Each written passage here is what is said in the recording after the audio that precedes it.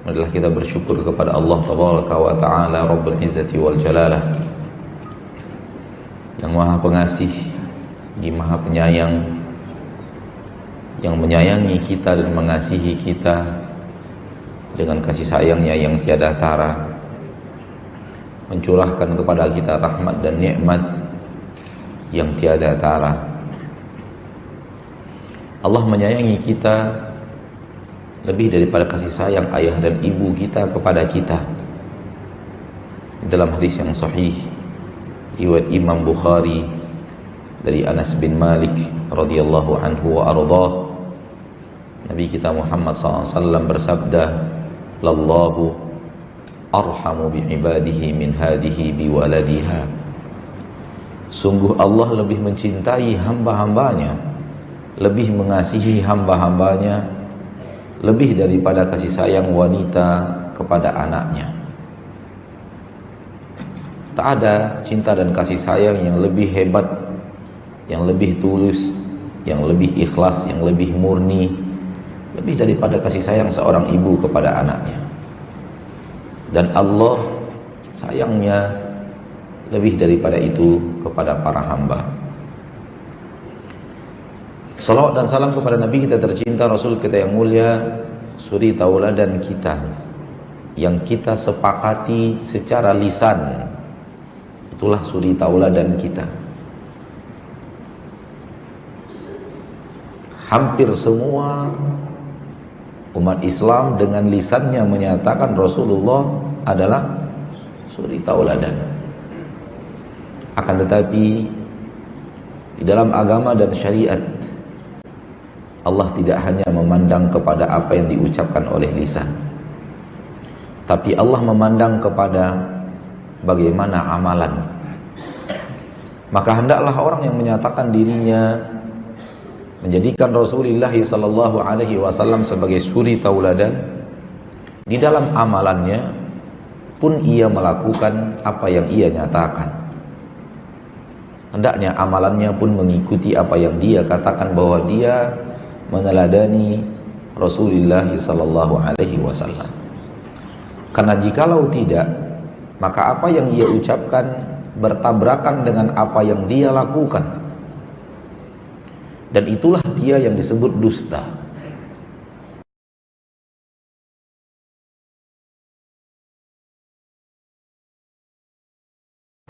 Di saat perbuatan seseorang tidak sesuai dengan apa yang dia katakan, seluruh penduduk bumi dari timur sampai barat, dari utara sampai selatan, manakala melihat sebuah perkataan tidak sama dengan realita nyata yang ada, maka mereka tidak akan menerima perkataan itu. Hal yang sama di dalam syariat, hal yang sama di dalam agama kita. Orang yang lisannya menyatakan Rasulullah SAW sebagai suri tauladan, lalu dalam beramal dia tidak meneladani Rasulullah SAW, kata-katanya dianggap dusta. Ma'asyiral muslimin, ma'asyiral muslimat, rahimani wa rahimakumullah.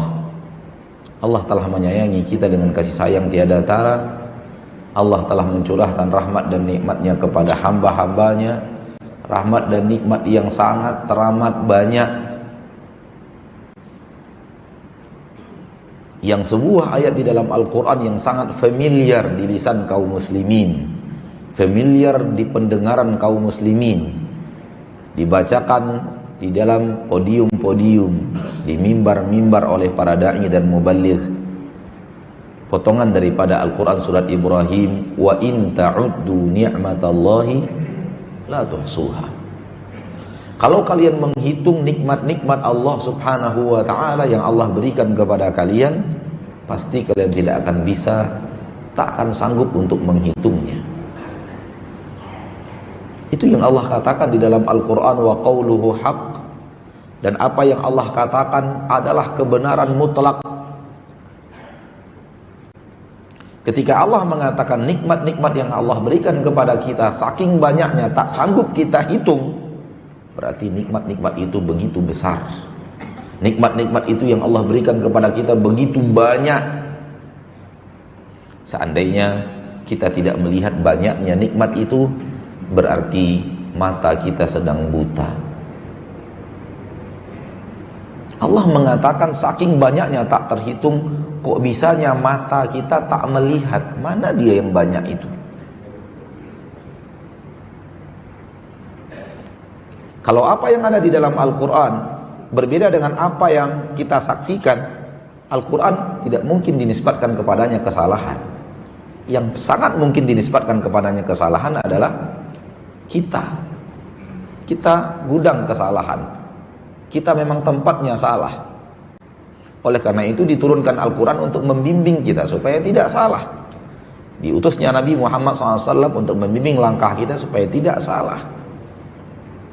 Ketika Al-Quran mengatakan, di dalam Al-Quran Allah mengatakan sangat banyak sehingga tak terhitung, dan kita melihatnya sedikit, ada sesuatu yang harus dibengkeli daripada penglihatan kita. Ma'asyiral muslimin, ma'asyiral muslimat, rahimani wa rahimakumullah. Apa yang Allah katakan benar, bahwa rahmat dan nikmatnya sangat teramat banyak, sangat teramat besar, tak terhitung. Hanya saja manusia yang banyak tidak pandai melihat rahmat dan nikmat.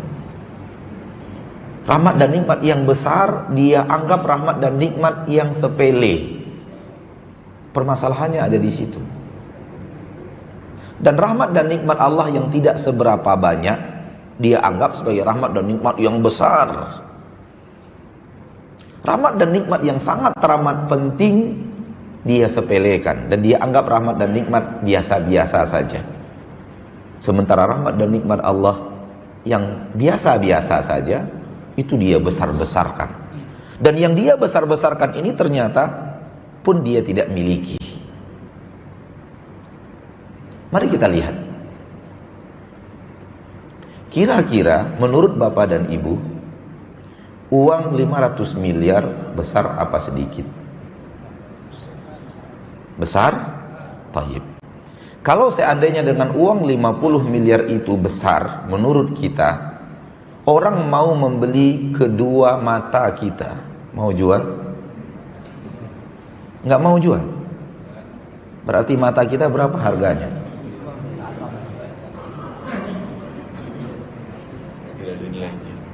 Tidak ada nilainya. Barakallahu fiik. Dinaikkan orang 100 miliar mata kita, ada yang mau jual? Diambil kedua matanya, dibayar 100 miliar. Tak ada nih, tak mungkin mau. 1 triliun nggak mau juga. Berarti kita punya harga berapa ini mata? Anugerah Allah yang sering, maaf, kita sepelekan dan kita anggap sebagai rahmat dan nikmat yang biasa-biasa saja.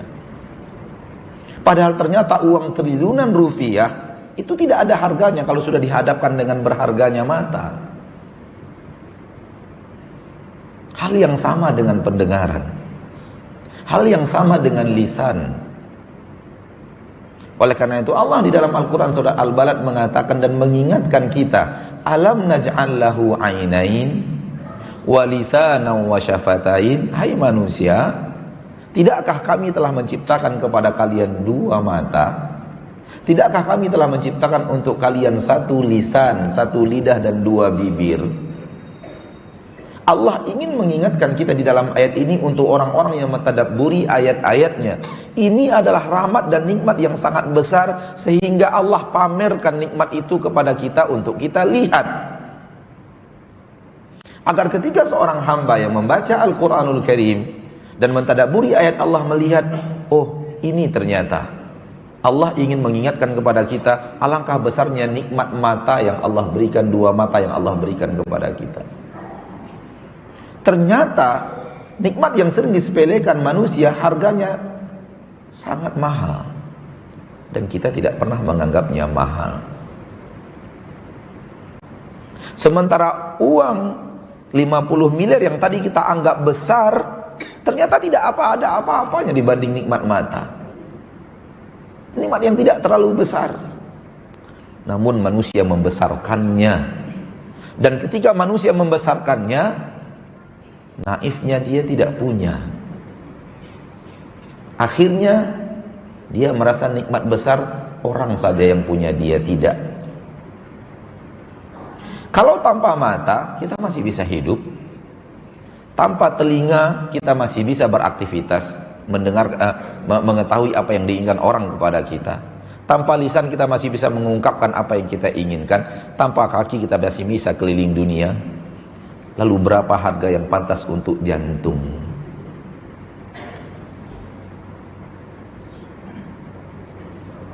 Berapa harga yang pantas untuk sebuah jantung yang telah Allah berikan di dalam diri kita?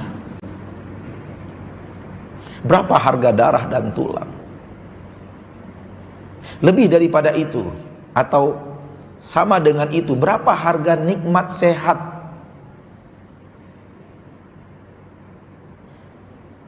Bapak Ibu kaum muslimin dan muslimat rahimani wa rahimakumullah. Ternyata yang selama ini membuat manusia tidak bisa melihat rahmat dan nikmat yang sangat teramat besar itu, karena dia menyepelekan rahmat dan nikmat Allah yang Allah berikan. Seorang ulama ternama Yunus bin Ubaid, guru daripada Imam Ahmad bin Hanbal, didatangi oleh seorang lelaki dan mengatakan kepadanya, mengeluhkan kepadanya kefakiran harta. Yunus bin Ubaid mengatakan, apakah engkau mau kalau ada orang yang membeli matamu dengan ribuan dinar? Orang itu menggeleng. Lalu Yunus mengatakan, apakah engkau mau kalau ada orang yang membeli telinga dan pendengaranmu seharga ribuan dinar? Dia pun menggeleng. Mulai disebutkan organ tubuh satu persatu. Dia menggeleng dan menggeleng. Kemudian dinasihati oleh Yunus bin Ubaid, jangan lagi keluhkan kefakiran kepada Allah. Saya melihat di tubuhmu ini ada jutaan dinar.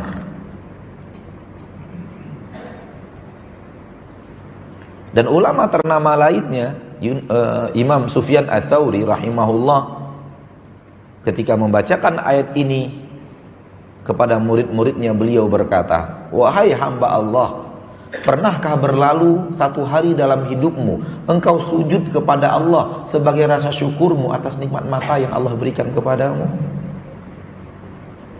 Pernahkah suatu hari berlalu dalam hidupmu engkau bersujud syukur kepada Rabbmu sebagai nikmat, sebagai rasa syukur atas nikmat lidah yang telah Allah berikan kepadamu? Hal-hal ini merupakan cambuk bagi kita yang selama ini menyepelekan rahmat dan nikmat Allah subhanahu wa ta'ala. Di beberapa majelis ta'lim bersama kaum muslimin dan muslimat, saya selalu bertanya, kalau ada emas sebesar masjid ini diberikan kepada kita, namun jantung kita diambil, mau enggak? Enggak mau. Berarti jantung kita lebih mahal daripada emas sebesar masjid ini. Cuman kapan kita melihatnya sebagai rahmat dan nikmat yang besar? Apa yang menutupi itu? Yang menutupi itu karena kita merasa rahmat dan nikmat Allah dinilai dengan harta. Rahmat dan nikmat Allah sama dengan harta. Rahmat dan nikmat Allah sama dengan uang. Rahmat dan nikmat Allah sama dengan fulus dan jabatan.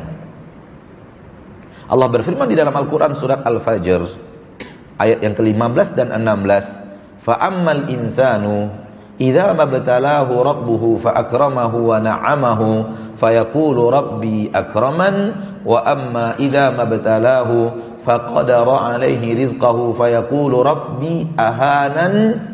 Allah bantah di dalam ayat setelahnya, kalla.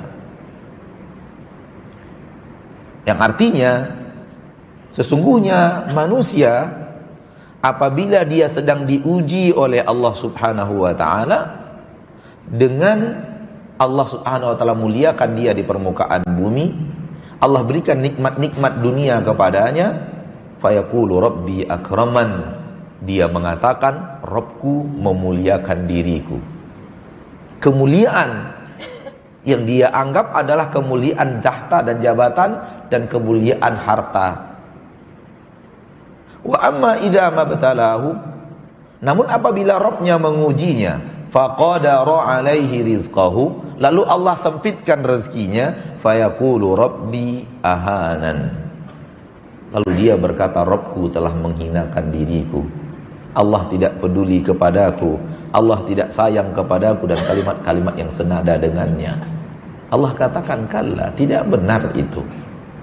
Cara kalian berpandang bahwa Allah memuliakan orang apabila Allah berikan kepadanya kemuliaan di permukaan bumi, kedudukan di permukaan bumi, dan nikmat-nikmat harta di permukaan bumi, dan ketika orang itu diuji dengan disempitkan rezekinya, itu Allah tidak sayang kepadanya. Kalla, salah itu. Dan ini yang ternyata telah menutupi banyak mata manusia dari nikmat Allah yang sangat besar. Seorang hamba hendaknya mahir melihat nikmat-nikmat Allah. Dan mari kita berlatih untuk menjadi orang yang mahir melihat nikmat-nikmat Allah, agar apa yang Allah katakan di dalam Al-Quran, nikmat-nikmat yang aku berikan kepadamu tidak terhitung, itu nampak. Adapun nikmat harta tidak pernah dipuji di dalam Al-Quran. Disebut iya, dipuji tidak. Harta ma'asyiral muslimin, ma'asyiral muslimat, terpuji hanya ketika dia diinfakkan. Namun ketika dia dicari, tidak dalam keadaan terpuji. Ketika dia sedang disimpan, tidak terpuji. Namun ketika dia diinfakkan, Allah banyak memuji orang yang menginfakkan hartanya di jalan Allah di dalam Al-Quranul Karim. Ma'asyiral muslimin, ma'asyiral muslimat, rahimani wa rahimakumullah. Walaupun banyak harta kita, akan tetapi agama tidak menyebutkan bahwa kita adalah orang yang mendapatkan kenikmatan dunia. Rasul kita tercinta, Nabi kita Muhammad sallallahu alaihi wasallam mendidik kita dan mengajarkan kita, kalau ingin tahu kenikmatan dunia, apa yang harus dilihat. Apakah harta orang yang harus dilihat? Kenikmatan dunia. Kenikmatan dunia apa yang harus dilihat? Apakah harta yang harus dilihat? Jabatan yang harus dilihat? Tidak. Di dalam sebuah hadis yang sahih riwayat Imam Tirmidzi dan Ibnu Abi Syaibah, Rasulullah sallallahu alaihi wasallam bersabda, "Man asbaha minkum mu'afan fi jasadih, aminan fi sirbih, wajidan quta yaumih, faka'annama hizat lahu dunya bihadafiriha."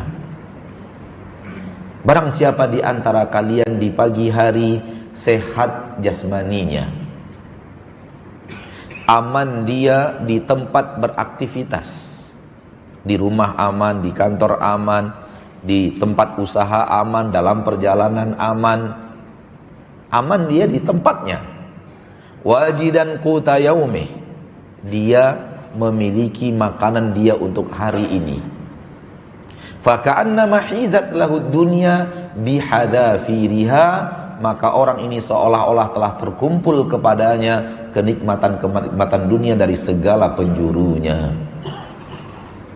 Inilah Rasul kita, inilah Nabi kita Muhammad sallallahu alaihi wasallam yang memberikan kepada kita sebenarnya kenikmatan dunia yang paling penting itu yang mana?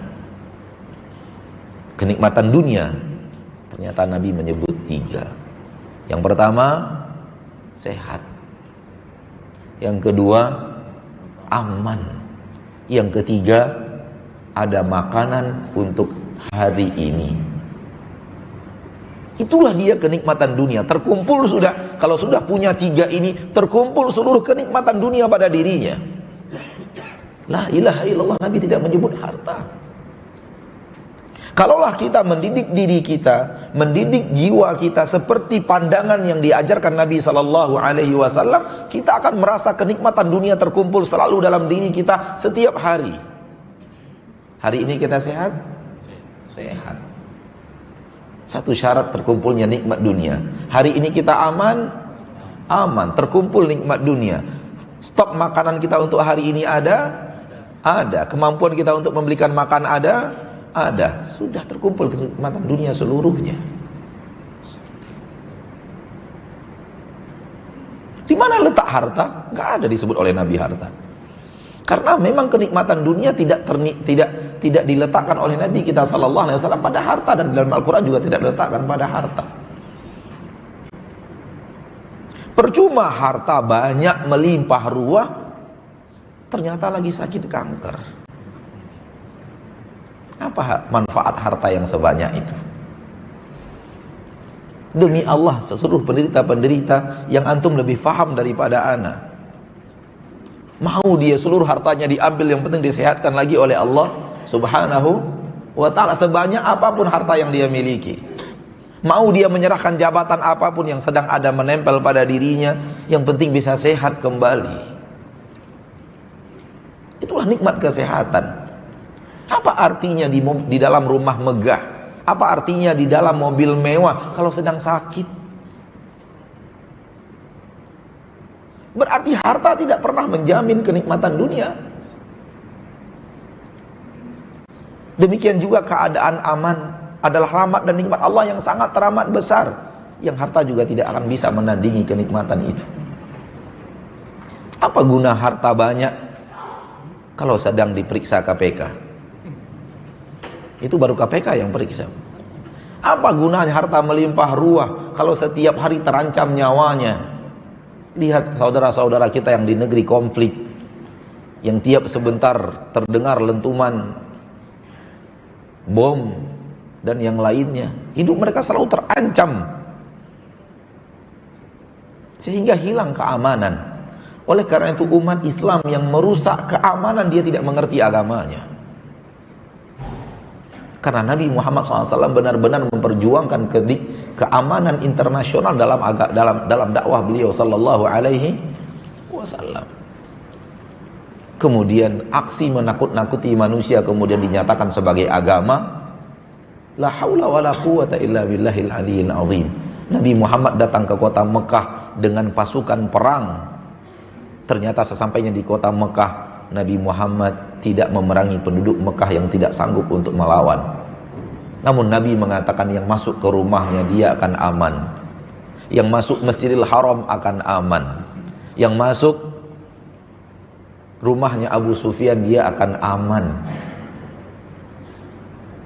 Ketika sahabat Nabi ada yang mengatakan hadza yaumul malhamah, ini hari perperangan, Nabi mengatakan kadzab, dia berdusta. Hadza yaumul marhamah, ini hari kasih sayang. Padahal datang dengan pasukan apa?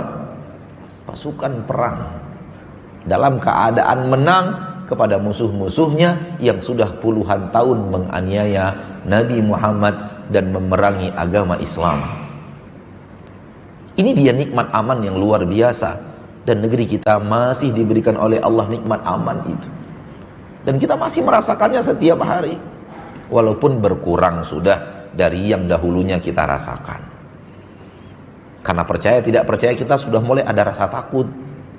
Terlambat pulang agak takut, rumah kita ditinggal kosong agak takut, bawa sendal bagus ke masjid takut, kan gitu kan? Iya. Sehingga mulai kita menciptakan safety keamanan kita.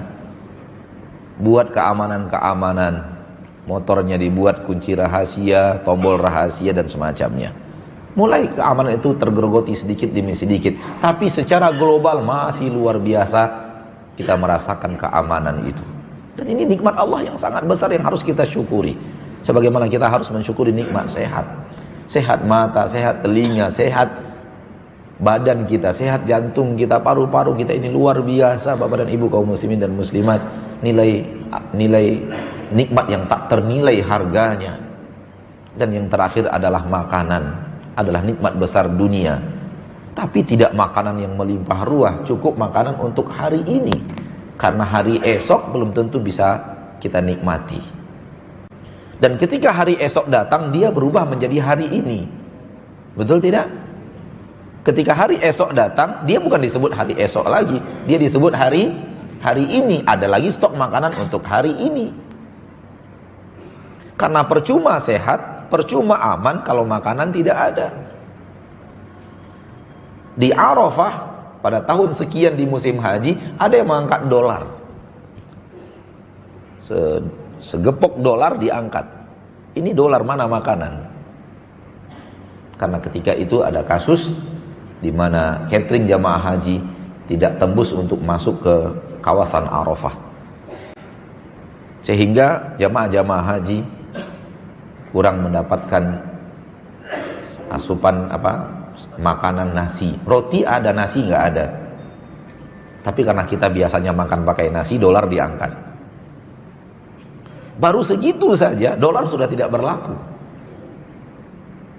Ya, diuji waktu itu jemaah haji kita. Sampai mereka ke Mina. Baru di Mina mereka mendapatkan kembali sesuatu yang dimudahkan Allah daripada nikmat yang hebat dunia.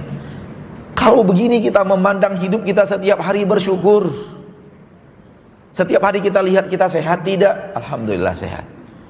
Hari ini aman tidak? Aman. Hari ini ada stok makanan untuk hari ini. Jangan untuk hari ini, 2-3 hari yang akan datang masih ada stok makanan kita. Alhamdulillah, berarti telah terkumpul kenikmatan dunia dengan segala cabang-cabangnya. Adapun kekayaan dunia yang selalu dipuja-puja manusia, yang selalu dielu-elukan manusia, tidak terlalu memberikan hal yang signifikan dalam kenikmatan dunia. Memang dia adalah faktor, akan tetapi tidak memiliki peran yang paling penting. Kalau kita kembalikan kepada apa yang diajarkan oleh Nabi kita Muhammad sallallahu alaihi wasallam, sehingga Nabi kita Muhammad lihat bagaimana hidupnya sallallahu alaihi wasallam.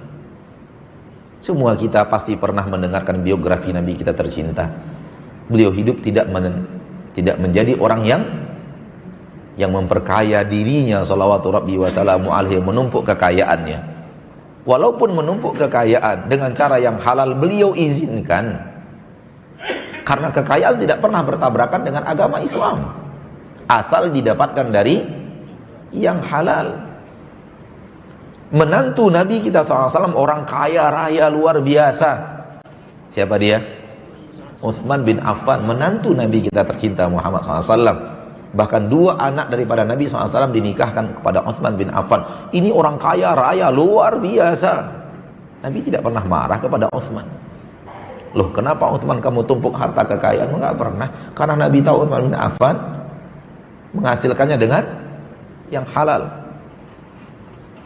Islam tidak pernah bertabrakan dengan harta kekayaan sebanyak apapun. Islam hanya bertabrakan dengan harta kekayaan yang dihasilkan dengan cara yang haram. Soal harta yang melimpah ruah boleh dalam agama kita. Bahkan di dalam Al-Quran dikatakan, kalau kalian menceraikan istri kalian, jangan lagi kalian ambil mahar yang sudah banyak yang kalian berikan kepada dia. Bagaimana mungkin itu kalian ambil lagi, padahal kalian sudah bercampur satu sama lainnya. Allah menyebut telah memberikan mahar yang banyak, menunjukkan bahwa banyak itu bukan suatu hal yang tercela di dalam syariat Islam. Akan tetapi dia tidak dipuji sebagaimana banyak orang sekarang memujinya. Bapak dan Ibu kaum muslimin dan muslimat rahimani wa rahimakumullah. Kalau kita membaca Al-Qur'anul Karim, di dalam Al-Quran itu Allah menyebutkan nikmat-nikmatnya yang harus kita lihat sebagai nikmat yang besar dan harus kita syukuri sebagai nikmat-nikmat yang besar. Di antaranya Allah menyebut nikmat air. Nikmat air berulang-ulang di dalam Al-Quran. Di dalam ayat-ayat Allah bicara nikmat apa? Nikmat air. Wa anzalna minas sama'i ma'am mubarakah. Kami turunkan dari langit air yang penuh dengan berkah. Wa anzalna minas sama'i ma'an fajjaja. Kami turunkan dari langit air yang sangat tercurah dengan deras. Afara'aitumul ma'al ladzi tashrabun a antum anzaltumuhu minal muzni am nahnul munzilun. Tidakkah kalian melihat kepada air yang kalian minum? Apakah kalian yang menurunkannya dari awan atau kami yang menurunkannya untuk kalian? Berulang-ulang di dalam Al-Quran Allah bicara nikmat air. Ini menunjukkan bahwa Allah menyuruh kita, lihat loh air itu sebagai nikmat yang sangat besar. Jangan sepelekan nikmat air. Itu nikmat yang sangat teramat besar, sehingga belasan ayat Allah bicara nikmat air di dalam Al-Quranul Karim. Sehingga orang yang membaca Al-Quranul Karim ketika melihat Allah bicara air, oh ini Allah mengingatkan kepada kita nikmat yang sangat teramat besar. Karena ternyata nikmat air ini nikmat yang sangat kita butuhkan. Percuma jadi orang kaya kalau tak bisa dapat air. Percuma sehat kalau tak bisa dapat air. Percuma punya makan tapi nggak bisa dapat air dan percuma jadi presiden kalau nggak bisa dapat air. Bahwa kursi kepresidenan kalah Pak sama nikmat air. Kalau kita mau mencerna dengan baik, lihat bagaimana Allah mengingatkan kita kepada rahmat dan nikmat yang penting. Pernahkah kita merasakan nikmat air itu lebih penting daripada menjadi presiden? Pernahkah kita merasakan nikmat yang besar itu, nikmat air itu lebih hebat daripada nikmat memiliki bangunan-bangunan menjulang tinggi, apartemen-apartemen yang mewah? Percuma punya semua itu. Saya tinggal di Pekanbaru. Dalam mendidik diri ini untuk melihat besarnya nikmat air, terkadang saya berhenti di lampu merah di depan kantor gubernur di Pekanbaru, Riau. Di sampingnya ada bangunan sekian belas lantai milik salah satu bank yang ada di Pekanbaru. Dari atas mobil, air mineral ini bisa disejajarkan tingginya dengan gedung itu. Bisa? Bisa. Dari dalam mobil saya ambil air mineral ini dan saya posisikan dia setinggi dengan bank yang ada di samping kantor gubernur itu, yang belasan lantai itu. Saya beginikan setara dia, kemudian saya latih hati, ini lebih mulia daripada ini. Nikmat yang ini, yang anugerah Allah yang ini jauh lebih mulia, jauh lebih penting, jauh lebih hebat daripada nikmat ini. Untuk mendidik hati kita, agar mendidiknya sesuai dengan apa yang diajarkan oleh Allah di dalam Al-Quranul Karim. Mari Bapak dan Ibu kaum muslimin dan muslimat, pandailah kita melihat rahmat dan nikmat Allah. Ketika kita bangun tidur, Rasul ajarkan kita untuk mengucapkan sebuah doa pujian kepada Allah atas nikmat tidur yang telah diberikan Allah Subhanahu wa ta'ala. Begitu kita bangun, diajarkan untuk mengucapkan alhamdulillahilladzi ahyana ba'dama amatana wa ilaihin nusyur. Segala puji bagi Allah yang telah menidurkan kita, yang telah menghidupkan kita, membangunkan kita setelah menidurkan kita, yang telah dalam bahasanya dan telah menghidupkan kita setelah mewafatkan kita. Maksud wafat di sini adalah tidur. Wa ilaihin nusyur, dan kepadanya kita semua akan dikembalikan dan dikembalikan kepada Allah Subhanahu wa ta'ala. Bapak dan Ibu yang dimuliakan Allah, di dalam hadis ini Nabi mendidik kita untuk pandai mensyukuri nikmat tidur, agar kita pandang nikmat tidur itu sebagai nikmat yang sangat besar, karunia ilahi yang tiada tara. Bahkan di dalam Al-Quran Allah juga mengingatkan nikmat tidur. Allah mengatakan, wa huwa alladhi yatawaffakum bil-laili wa ya'lamu ma jarahtum bin-nahar. Dialah Allah yang telah mewafatkan kalian di malam hari. Sepakat ahli tafsir, makna wafat di sini adalah tidur. Dialah Allah yang telah menidurkan kalian di malam hari dan mengetahui apapun yang kalian kerjakan di siang hari. Allah ingin mengingatkan kepada kita nikmat tidur. Itulah nikmat yang sangat besar. Kita semua masih bisa tidur, berarti kita masih dapat nikmat yang sangat besar dari Allah. Baru kita akan tahu pentingnya nikmat tidur dan berharganya nikmat tidur kalau sudah dapat sesuatu penyakit tak bisa tidur. Saya bertemu dengan orang-orang yang tak bisa tidur. Beberapa orang yang sudah saya temui tak bisa tidur, dan tahu bagaimana penderitaan mereka, bagaimana keluhan mereka, tak bisa tidur. Hilang seluruh kenikmatan.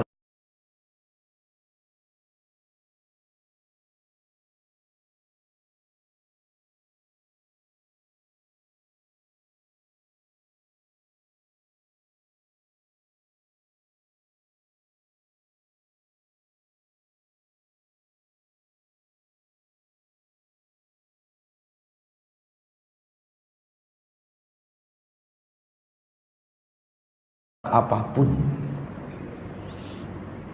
Sementara kita masih diberikan kesempatan oleh Allah menikmati nikmat tidur. Itu nikmat yang sangat berharga.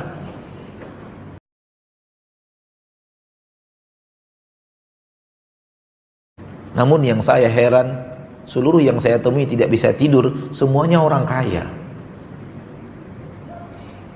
Belum pernah ketemu orang miskin yang nggak bisa tidur. Ada apa ini? Apakah harta akan menghanguskan nikmat tidur? Mungkin, kalau sudah terlalu berlebihan kepada harta, karena terlalu pusing dengan urusan harta. Wajar kalau para ulama mengatakan bahwa harta itu membuat lelah, mencarinya lelah, menjaganya lelah.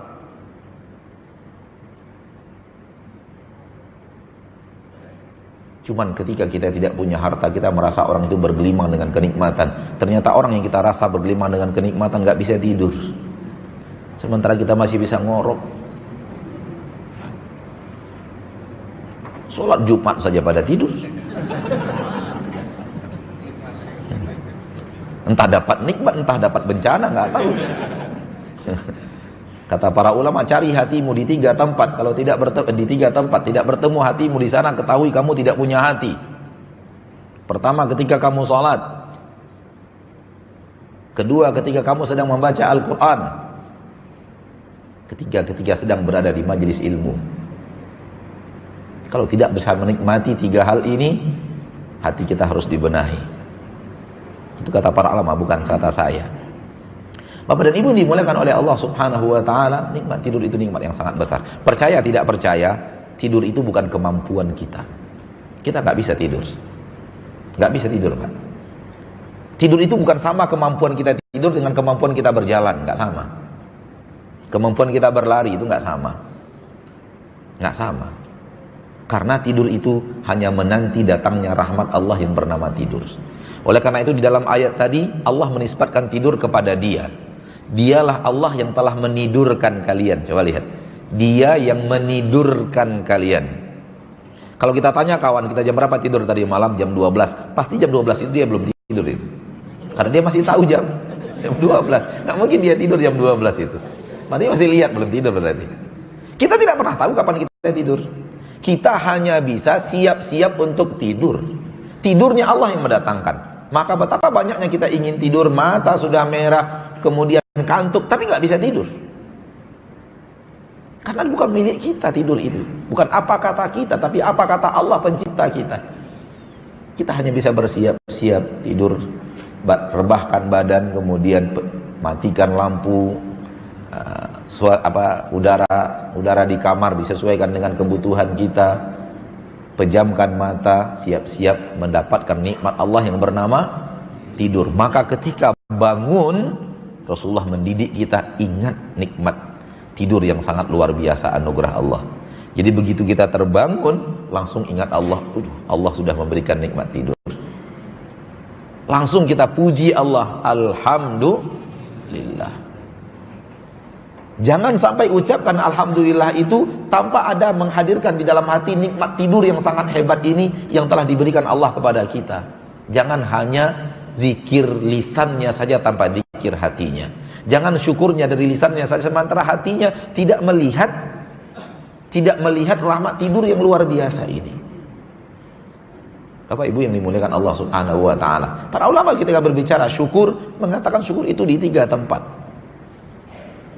Di lisan harus bersyukur, di hati harus bersyukur, di anggota badan harus bersyukur. Dan syukur dari lisan yang dicintai dan diridhoi oleh Allah adalah yang disyukur melalui lisan, yang itu merupakan dari hati, perintah dari hati untuk bersyukur kepada Allah. Adapun ketika hati lalai kemudian lisan hanya mengucapkan alhamdulillah tanpa hati mensyukuri nikmat tidur, ini kurang. Sempurnakan karena itu adalah rahmat dan nikmat Allah yang sangat teramat besar. Percaya tidak percaya, tidak ada obat tidur di permukaan bumi. Nggak ada. Tak ada obat yang bisa membuat kita tidur, itu nggak ada. Obat yang bisa membuat kita teler ada, sehingga kita terkapar, bukan karena tertidur.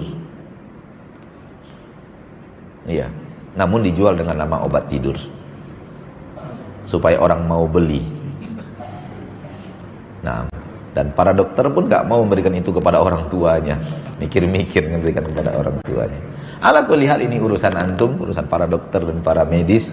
Tapi ana hanya ingin mengingatkan, gak ada obat yang bisa membuat kita tidur, gak ada. Tidur yang diinginkan, tidur yang sebenarnya, tidur yang merupakan rahmat dan nikmat Allah subhanahu wa ta'ala. Maka bersyukurlah kepada Allah tabaraka wa ta'ala atas nikmat yang besar ini. Kalau kita berbicara tadi mensyukuri nikmat-nikmat dunia, untuk melihat besarnya rahmat dan nikmat Allah tabaraka wa ta'ala, maka ketahuilah bahwa nikmat diturunkannya Al-Quran jauh lebih hebat daripada seluruh nikmat tadi. Jauh lebih mulia daripada nikmat mata, nikmat telinga, nikmat lisan, nikmat jantung, nikmat darah. Dia lebih mulia nikmat Al-Quran. Sehingga para sahabat ketika mengetahui semua ini, mereka rela mengorbankan jantung mereka untuk Al-Quran. Mereka rela mengorbankan nyawa mereka untuk Al-Quran. Mereka rela tubuh mereka ditembus oleh pedang dan tombak demi membela agama Allah subhanahu wa ta'ala. Dan ketika kita tidak mengetahui besarnya nikmat Al-Quran yang diturunkan Allah, nikmat agama yang diturunkan Allah, banyak orang yang tidak mau mengorbankan hartanya dan dirham. Wa idza syika falan tuqish. Kalau dia terkena duri, semoga duri itu tidak keluar dari tubuhnya. Didoakan oleh Nabi sallallahu alaihi wasallam untuk orang-orang yang hidupnya telah terbalik mempertuhankan harta. Mari kita hidup melihat rahmat dan nikmat Allah yang besar. Adapun harta seperti yang tadi kita katakan, kita wajib berusaha mencari nafkah yang halal. Berapa besarnya nikmat yang Allah berikan dari harta, biarkan Allah yang ngatur. Besar dan kecilnya bukan takaran, akan tetapi besar dan kecil itu harus disyukuri dan tidak boleh dicari kecuali dengan jalan yang dihalalkan Allah subhanahu wa ta'ala. Banyak alhamdulillah, sedikit alhamdulillah. Kalaupun toh pun kemudian Allah hanya memberikan kepada kita nikmat harta sebulan hanya 15 juta, nggak apa-apa. Nggak apa-apalah, itu cukuplah itu untuk kehidupan kita bulan demi bulan. Banyak itu Pak ya? Belum tentu, karena menurut orang yang penghasilannya 50 juta itu sedikit. Banyak karena mungkin penghasilan kita di bawah itu.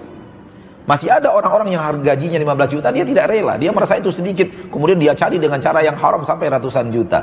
Dia tanda tangani, dapatkan harta yang haram sampai ratusan juta. Karena kalau dilihat daripada pangkat dan jabatannya, nggak mungkin dia punya rumah seperti itu, nggak mungkin dia punya kendaraan seperti itu, kecuali dengan cara yang diharamkan Allah. Maka sebenarnya tergantung Allah subhanahu wa ta'ala. Karena memang Allah tidak pernah mewajibkan kita nominal tertentu dalam jumlah penghasilan. Akan tapi Allah mewajibkan kita untuk mencari nafkah dengan cara yang halal. Ini yang bisa saya sampaikan pada kesempatan yang berbagi ini sebagai materi. Semoga kita menjadi hamba Allah yang pandai melihat rahmat dan nikmat Allah, agar kita pandai bersyukur kepada Allah dan kita tidak menyalah-nyalahkan Allah subhanahu wa ta'ala. Dan jangan kita hidup untuk harta, karena sebanyak apapun harta kita pasti akan kita tinggalkan. Wallahu ta'ala a'la wa a'lam bis-shawab. Kita lanjutkan dengan menjawab pertanyaan sampai waktu yang dimudahkan Allah subhanahu wa ta'ala. Masya Allah, kita sudah mendapatkan ilmu yang sangat bermanfaat dari Ustaz Maulid Abdullah Nasi. Itu banyak nikmat Allah berikan kepada kita. Masih ada waktu kurang lebih 20 menit untuk tanya jawab. Silakan yang mau bertanya untuk Bapak langsung saja angkat tangan. Untuk ibu apa mungkin bisa ditulis di secari kertas. Tertutup. Ada yang bertanya? Bapak? Itu ada di depan, belakang. Ada? Di depan. Bisa maju ke depan. Silakan aja.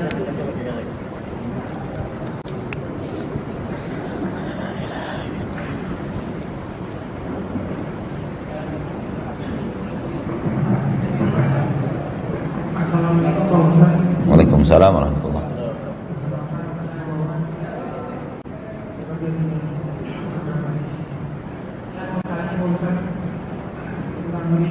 misalkan kita sudah berusaha bekerja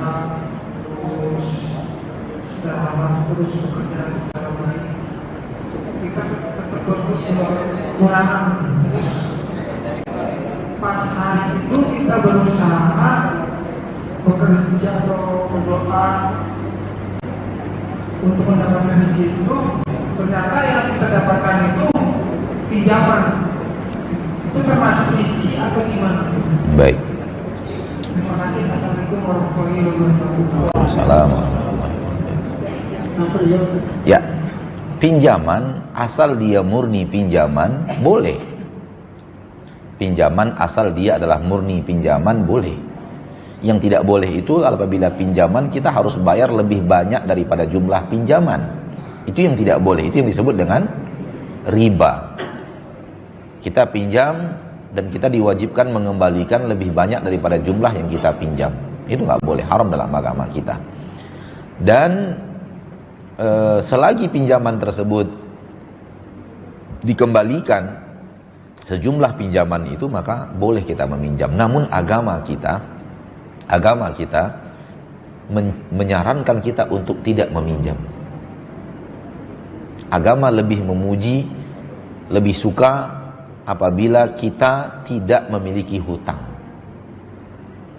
Bagaimana caranya? Caranya adalah berapa penghasilan kita yang dimudahkan Allah, ya sudah, atur hidup kita sebanyak penghasilan itu. Jangan paksakan kita berada pada kehidupan yang sebenarnya penghasilan kita nggak kuat untuk menopang kehidupan itu.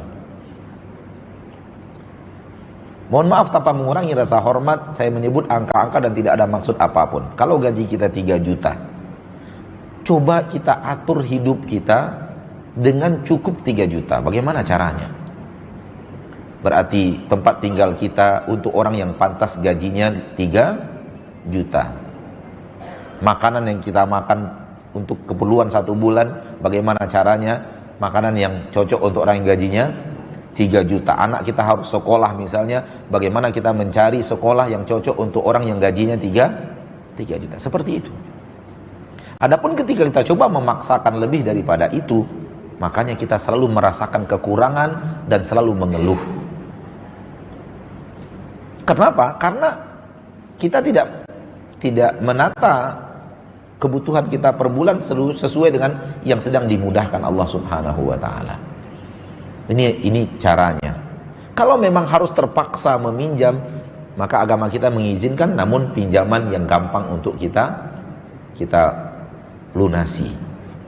Adapun memudah-mudahkan berhutang itu tidak dianjurkan syariat. Nabi Muhammad SAW ketika ada sahabat yang meninggal, Nabi bertanya, dia punya hutang? Punya, udah sholatkan. Saya enggak. Nabi enggak mau sholatkan. Untuk mendidik umatnya supaya jangan mudah-mudah berhutang. Jangan mudah-mudah berhutang. Nabi enggak mau menyolatkan. Sampai ada di antara sahabat ditanya, ini berhutang? Iya. Nabi ingin pergi, namun ada sahabat lain mengatakan, saya yang jamin ya Rasulullah, saya akan lunasi hutangnya. Baru Nabi mau menyolatkan. Ketika ketika Nabi wafat, ternyata beliau juga minjam. Minjam itu artinya berhutang loh. Minjam. Tapi yang beliau pinjam itu tidak besar. Beliau hanya meminjam gandum untuk dimasak, makan. Dan itu pun jumlahnya sedikit. Dan Rasulullah punya gadaian, baju perang yang biasa beliau pakai untuk berperang digadaikan. Sekiranya tidak terbayar, gadaian ini bisa dijual untuk melunasi hutang. Dan aneh, luar biasa apa yang dilakukan Nabi kita tercinta sebagai suri tauladan kita. Beliau menggadaikan baju perang beliau untuk mendapatkan gandum untuk dimasak oleh istri beliau kepada orang Yahudi. Tadi sudah kita katakan Rasul punya menantu yang kaya raya bernama Uthman. Namun Rasul tidak mau berkata kepada menantunya, di rumah gandum tidak ada. Subhanallah. Dan Rasul tidak mau membawa gadaiannya kepada para sahabat, karena tidak akan ada sahabat yang mau menerima gadaian Rasul. Semua mereka mencintai Rasulullah, jangankan makanan, nyawa mereka untuk Rasul mereka persembahkan. Makanya Rasul tidak mau membawa itu kepada seorang Muslim. Rasul membawanya kepada orang Yahudi. Ini harga diri. Ini sesuatu yang luar biasa yang diajarkan oleh Nabi SAW kepada kita, terkhusus kepada orang-orang yang mungkin memiliki murid, memiliki apa yang bisa membuat dia serba meminta saja, tinggal meminta saja datang gitu. Itu bukan pekerjaan mulia. Menengadah bukan pekerjaan mulia. Walau menengadah dengan cara yang sedikit terhormat. Tolong belikan dulu, padahal kita tahu dia nggak mau dibayar nantinya. Itu menengadah dengan cara yang terhormat. Nafsu nggak mau. Itu satu. Yang kedua, hikmahnya adalah Rasul ingin mengajarkan kepada kita transaksi duniawi murni sampai akhir hayat bersama orang Yahudi boleh. Boleh. Tapi yang tadi luar biasa.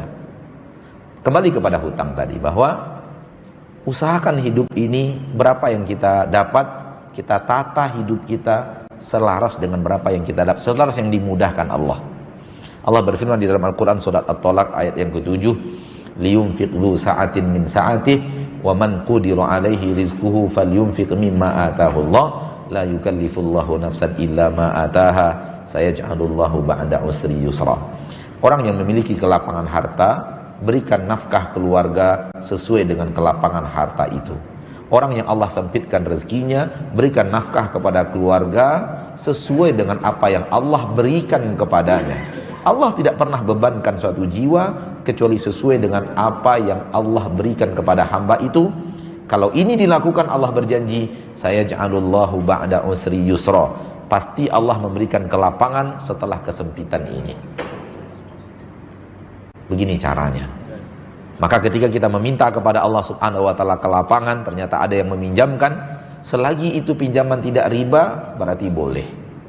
Namun jangan biasakan berhutang, karena agama kita, dalam syariat kita, Nabi kita lebih mencintai orang yang hidup tidak berhutang dibanding yang berhutang. Dan ternyata zaman kita sekarang zaman hutang. Akhirnya manusia banyak merasakan kesulitan hidup. Apakah kita mengira hanya kita yang bergaji 3 juta, 4 juta ini yang merasakan sulit hidup karena ada hutang?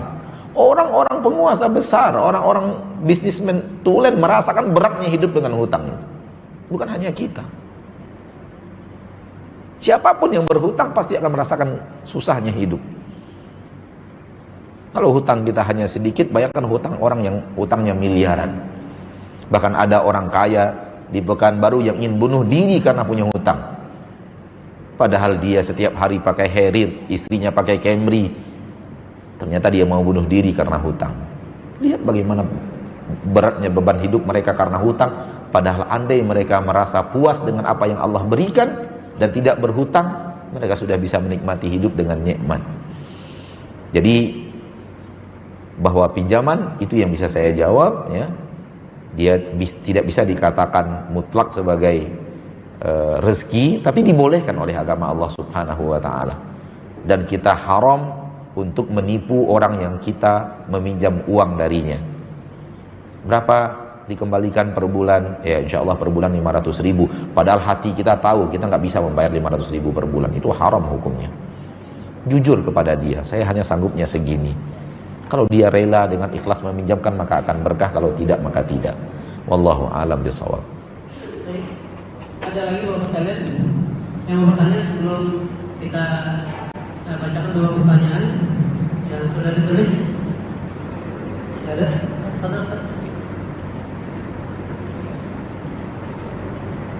Bagaimana caranya agar kita selalu bersyukur?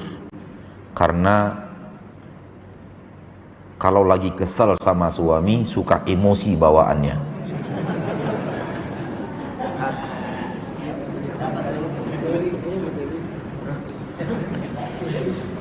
Rasul berkata kepada seorang wanita dari sahabat Nabi sallallahu alaihi wasallam bernama Asma. Kata Nabi SAW, perhatikan suamimu wahai Asma, karena suamimu itu surgamu atau nerakamu. Kalau kita pandai bermuamalah kepada suami, sehingga suami ridho kepada kita, kemungkinan besar wanita ini penduduk surga. Kalau dia tidak pandai bermuamalah dengan suaminya, sehingga suami tidak ridho kepadanya, ada kemungkinan dia terancam dengan neraka. Itu yang dikatakan Nabi SAW dan makna hadis ini. Perhatikan bagaimana engkau kepada suamimu, karena dia adalah surgamu atau nerakamu. Dan ketika Nabi berbicara tentang penduduk neraka yang paling banyak, Nabi mengatakan penduduk neraka yang paling banyak adalah wanita. Karena mereka tidak pandai bersyukur kepada nikmat yang diberikan oleh suaminya kepadanya. Maka berhati-hatilah wahai kaum wanita. Siapapun kita sebagai seorang istri, suami itu harus dimuliakan dan dihormati. Tahukah kita bahwa Allah telah meletakkan suami kita lebih tinggi haknya dibanding hak ayah ibu kita sendiri? Apakah rela kita marah-marah sama ayah ibu kita? Nggak rela kita marah-marah sama ayah ibu kita. Suami lebih tinggi derajatnya dibanding ayah ibu kita. Ketika perkataan ayah dan ibu kita berbeda dengan perkataan suami, Allah menyuruh kita pilih perkataan suami, bukan perkataan ayah dan ibu. Lihat bagaimana Allah meletakkan posisi suami. Maka jangan, nasihat saya, jangan marah-marah sama suami, jangan emosi sama suami. Ya, redam emosi sejenak di dunia ini untuk bisa mendapatkan surga Allah Subhanahu wa ta'ala. Kalaupun suami memiliki kekurangan, toh kita juga memiliki kekurangan. Ya, maka nasihat kita jangan seperti itu. Bersyukurlah dengan apa yang diberikan Allah Subhanahu wa ta'ala. Caranya lihat kebaikan suami, jangan selalu lihat kekurangan suami. Karena kalau kita selalu melihat kekurangan suami, maka akan hilang kebaikannya. Padahal kebaikannya juga pasti banyak. Wallahu a'lam. Apakah orang yang wafat saat sedang tidur di malam hari itu dalam keadaan husnul khatimah? Wallahu ta'ala alam, kita tidak tahu husnul khatimah atau tidak. Tapi yang jelas, apa amalan terakhirnya? Itu dilihat di situ, kemungkinan besar husnul khatimah atau tidaknya dilihat dari amalannya yang terakhir. Kalau malam itu dia wafat ternyata amal terakhirnya membaca Al-Quran, kemungkinan besar husnul khatimah. Kalau malam itu dia tidur kemudian wafat ternyata pulang dugem, kemungkinannya adalah su'ul khatimah. Jadi bukan soal mudah dan tidak mudahnya wafat. Apalagi di zaman kita sekarang, di akhir zaman ini Nabi mengatakan akan di akhir zaman nanti akan banyak terjadi kematian secara mendadak. Kematian secara mendadak.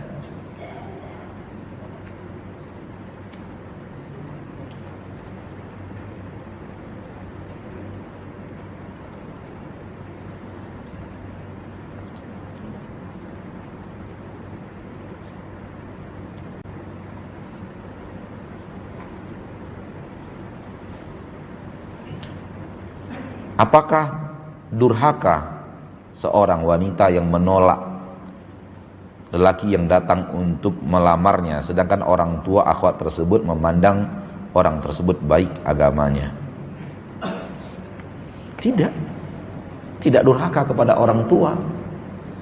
Kenapa? Karena orang tua haram hukumnya menikahkan anak wanitanya kalau anak wanitanya tidak rela dinikahkan. Dalam agama kita seorang wali nikah wajib mendapatkan dulu ridho putrinya untuk dinikahkan, baru dia boleh menikahkan. Kalau dia dinikahkan dengan paksa, hukumnya haram. Maka itu dikembalikan kepada sang anak. Itu dikembalikan kepada sang anak. Jadi standarnya dalam agama kita, SOP dalam agama kita itu, yang mencarikan jodoh untuk anak perempuannya adalah orang tuanya. Orang tua carikan jodoh yang kira-kira cocok untuk putrinya. Itu standarnya agama kita. Kemudian ditanyakan kepada putrinya, ayah ingin menikahkan engkau dengan fulan, ini orangnya, begini orangnya. Kenal orangnya? Ya, saya kenal orangnya. Misalnya dia kenal putrinya, kenal orang. Ayah ingin menikahkan engkau dengan dia. Apa pendapatmu? Orang tua wajib menanya keadaan anaknya. Kalau anaknya izinkan dia nikahkan, kalau tidak dia tidak boleh nikahkan. Ini agama kita yang sekarang sudah banyak kaum muslimin lari dari cara yang seperti ini. Sudah banyak putri-putri kita tidak mau dicarikan jodoh oleh orang tuanya, sebagaimana orang tua sudah banyak yang tinggal nunggu jodoh anaknya. Jangan, sebenarnya salah itu. Kita biarkan anak gadis kita yang cari-cari pasangan kemudian tinggal menunggu dia datang membawa orang, itu salah secara agama. Dan lihatlah banyaknya kerusakan sekarang dalam rumah tangga disebabkan ini. Ya, yang diajarkan agama kita seperti ini, dan yang seperti ini dimusuhi sekarang cara seperti ini. Dan diklaim sebagai cara yang tidak benar, diklaim sebagai zaman Siti Nurbaya dan semacamnya, dan ini dan itu dan semacamnya. Hanya karena film-film yang dibuat, cerita-cerita yang dikarang, kemudian melekat di hati kaum muslimin. Anak gadis kita tak mungkin lebih pandai mencari laki-laki yang baik untuk dia lebih daripada kita sebagai seorang ayah dan ibu. Nggak mungkin itu. Nggak mungkin. Dia baru anak gadis, usianya masih 20-an tahun, 23 tahun, 18 tahun. Dia mencari sendiri, sementara kita sudah berpengalaman hidup, dan kita laki-laki, dan dia calon menantu juga laki-laki. Kita lebih tahu siapa laki-laki dan bagaimana laki-laki dan pengalaman hidup kita. Wanita sangat mudah tergoda dengan tutur kata yang dibuat-buat, dengan pujian-pujian berlebihan, goyang wanita itu. Tapi itu tidak akan mudah bagi seorang orang tua. Oleh karena itu cara yang paling benar diajarkan oleh Allah dalam agamanya, justru orang tua yang mencarikan lelaki yang paling cocok untuk putrinya. Sering kita didatangi oleh seorang istri mengeluhkan perihal suami begini. Kemudian saya tanya, dulu ketika menikah, apakah bapak dan ibu yang menyarikan atau nyari sendiri? Saya nyari sendiri, Ustaz. Saya katakan, ya sudah, nikmati saja. Kan tahu pilihan kita toh? Ya sudah, nikmati saja. Kan itu pilihan kita. Kita dulu yang nyarinya, ya sudah, nikmati. Dalam hal ini akhirnya kita membuat kesimpulan, banyak kaum laki-laki ketika sedang dalam masa ingin menikah, dia sembunyikan kejelekannya, dan kejelekan itu keluar, belangnya ketahuan ketika sudah menikah. Dan itu orang tua pandai melihat mana orang yang jujur, mana orang yang menyembunyikan belang-belangnya itu. Bisa dilihat oleh orang tua. Namun cara seperti ini diperangi sekarang ini. Sehingga anak gadis zaman sekarang kalau dicarikan jodoh oleh orang tuanya, apa ya ini? Sini bukan zaman Siti Nurbaya. Memang bukan zaman Siti Nurbaya. Akan tetapi agama tidak berubah. Memang bukan zaman Siti Nurbaya lagi, tapi agama tidak berubah. Ketika kita mulai salah, maka lihat. Mending kalau anak gadis kita nyarinya di masjid, anak gadis kita nyarinya di mall, anak gadis kita nyarinya di bioskop, anak gadis kita nyarinya di tempat kongkow, makin parah. Saya bicara realita, bukan bicara anak gadis bapak, tapi realita kaum muslimin. Ya, maka berhati-hati kita dalam masalah. Jadi kalau si anak gadis itu belum srek dengan jodoh yang ditawarkan oleh orang tuanya, maka dia tidak berdosa.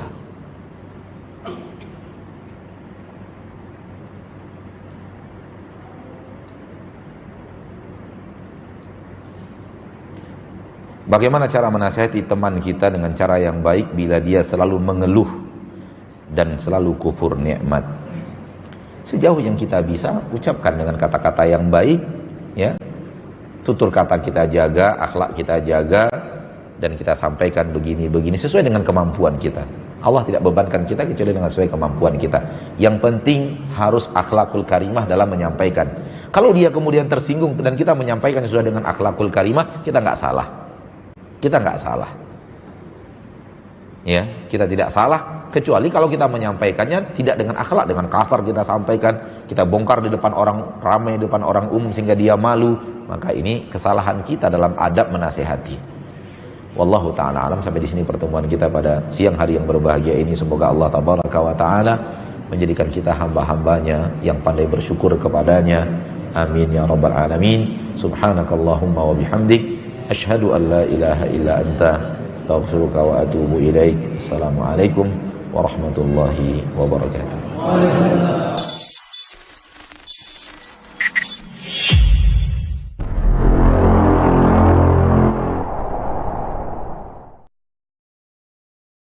Assalamualaikum warahmatullahi wabarakatuh. Alhamdulillah telah tersedia RBT Ustadz Maududi Abdullah Hafizahullah.